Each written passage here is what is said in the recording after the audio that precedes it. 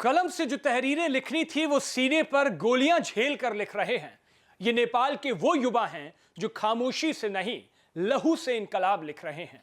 नेपाल की फौज और सत्ता को चुनौती देती नजर आ रही ये भीड़ जेनजी की है। नेपाल में तख्ता पलट हो गया है। पीएम हो या मंत्री, प्रदर्शनकारियों के डर से सबको दुम दबाकर भागना पड़ा। पूर्व पीएम से लेकर राष्ट्रपति तक के घर को प्रदर्शनकारियों ने नहीं छोड़ा।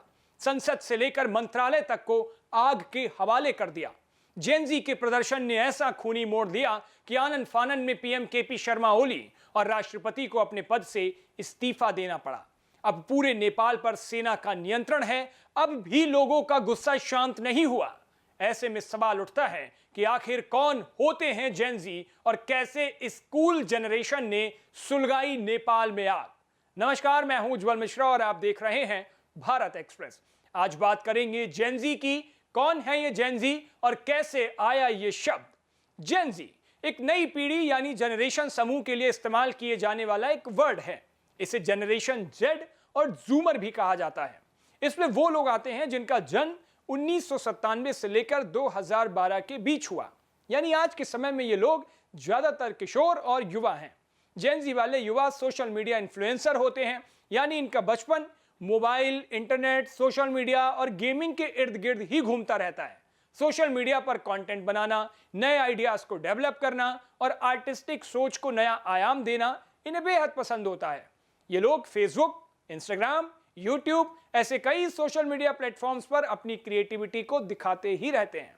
ये एक ऐसी पीढ़ी है जिसे जन्म के साथ ही इंटरनेट की सुविधाएं मिली हुई हैं, जहां पर वो वही चीजें देखते हैं और वही चीजें समझते हैं जो वो देखना चाहते हैं, जो वो समझना चाहते हैं। जीवन की बुनियादी बातों से अलग वो इसी में सिमटते चले गए। नतीजा, टेक्नोलॉजी के साथ वो इस तरह से घुल मिल गए हैं कि उन्हें टेक्नोलॉजी के सिवाय कुछ भी नजर ही नहीं आता। इसी कारण से इस पीढ़ी को जेनजी कहा जाता है। जेनजी की लाइफ में टेक्नोलॉजी का बहुत बड़ा रोल है। एक रिसर्च के मुताबिक 98% जेनजी युवाओं के पास स्मार्टफोन है और 95% सोशल मीडिया पर एक्टिव हैं। इनकी आदतें उनके खरीदारी के तरीकों को भी बदल रही हैं। जेनजी डेस्कटॉप के बजाय मोबाइल पर ही ज्यादा काम करते हैं। 81% लोग सोशल मीडिया पर ही प्रोडक्ट खोजते हैं और 85% नए प्रोडक्ट्स के बारे में इन्हीं प्लेटफॉर्म से पता लगाते हैं। और सिर्फ इतना ही नहीं, ये जेनजी ऑनलाइन रिव्यू पर भरोसा भी करते हैं। ये ऑनलाइन रिव्यूज पर उतना ही भरोसा करते हैं जितना कि किसी दोस्त की सलाह पर। जेनजी बहुत ही स्मार्ट तरीके से सोचते हैं। यही वजह है कि अपनी भविष्य की प्लानिंग बहुत पहले से ही शुरू कर देते हैं। एक सर्वे के जरिए आपको समझाता हूं अपनी बात। एक सर्वे के मुताबिक करीब 2/3 जेनजी ने 19 साल की औसत उम्र से ही बचत करना शुरू कर दिया, सेविंग्स करनी शुरू कर दी। 2025 में 18 से 35 साल के करीब 61% युवा पैसों को लेकर चिंतित हैं। इसके अलावा नौकरी में अनिश्चितता, घर खरीदने की बढ़ती कीमत भी इन्हें अक्सर परेशान करती रहती है। अपनी कमाई बढ़ाने और वित्तीय स्थिरता पाने के लिए जेनजी साइड हसल यानी अतिरिक्त काम करने का चलन बढ़ा है, ओवर टाइम जिसको हम बोलते हैं। ये पीढ़ी हाइपर कॉग्निटिव है। हाइपर कॉग्निटिव यानी ये कई सोर्स से जानकारी इकट्ठा करके फैसला लेते हैं। इंफॉर्मेशन को लेकर ये ज्यादा अपडेट रहते हैं। ये वर्चुअल के साथ साथ रियल वर्ल्ड के साथ बखूबी तालमेल भी बिठाते हुए ये जनरेशन जेनजी वाली चलती है। ये तो रही जेनजी जनरेशन की बात, लेकिन इससे पहले की जनरेशंस के बारे में भी जान लेना बहुत जरूरी है। साल 1928 से 1945 तक की जनरेशन को साइलेंट जनरेशन कहा गया है।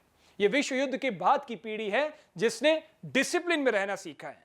इसके बाद आते हैं बेबी बूमर्स, जो 1946 से लेकर 1964 के बीच पैदा हुए। यह आर्थिक समृद्धि के बीच जन्मी पीढ़ी है जिसने अपनी जिंदगी में, अपने पूरे जीवन काल में टीवी और रेडियो देखे हैं। इसके बाद आते हैं जनरेशन एक्स, जो 1965 से 1980 के बीच पैदा हुए। ये बदलावों के बीच पली बड़ी पीढ़ी है जिनकी सोच स्वतंत्र रही है। साथ ही इन्होंने अपने जीवन में कंप्यूटर की शुरुआत भी देखी है। नेपाली सरकार द्वारा कुल 26 सोशल मीडिया प्लेटफॉर्म्स पर बैन लगाए जाने के बाद हजारों युवा नाराज हो गए। इनका कहना है कि नेपाल में युवाओं को रोजगार नहीं मिल रहा, वहीं हजारों छात्र यूट्यूब से पढ़ाई करते हैं और इस ऐप पर बैन लगाने के बाद अब उनकी पढ़ाई भी ठप हो गई। कुछ का कहना है कि सोशल मीडिया के माध्यम से कई लोगों की अच्छी कमाई हो रही थी, लेकिन बैन के बाद यह अब संभव नहीं हो पाएगा। यह पूरी जेनजी की कहानी तो है ही, लेकिन जेनजी किस तरीके से सोचते हैं ये भी नेपाल में हुए इस प्रदर्शन ने दिखा दिया।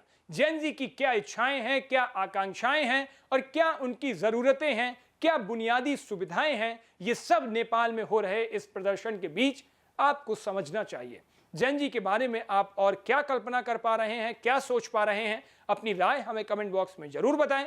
देश और दुनिया की बाकी तमाम खबरों के लिए देखते रहिए भारत एक्सप्रेस।